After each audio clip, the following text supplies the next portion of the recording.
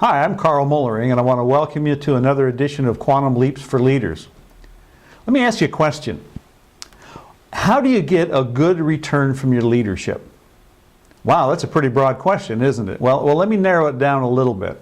Think about the groups of people that you lead, and I want you to break those down into two groups. Those that are your top performers and those that don't perform as well. Now, between those two groups, which group do you spend most of your time with?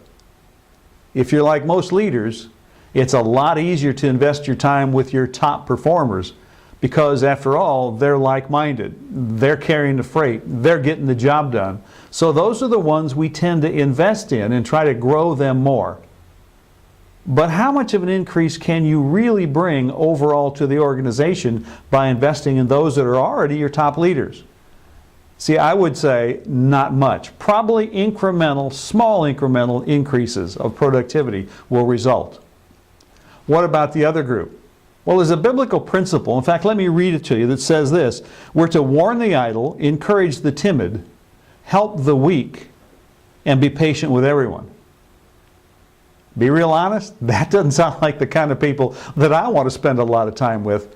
But those are the ones where you have your greatest opportunity to bring the increase and to bring the improvements and make a difference in your organization.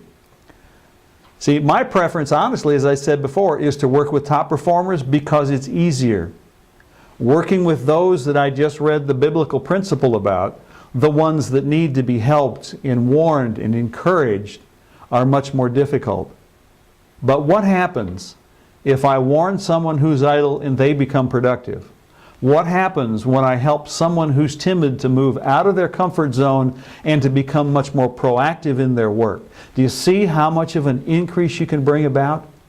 Try it, you'll like it. That's your quantum leap for today as a leader.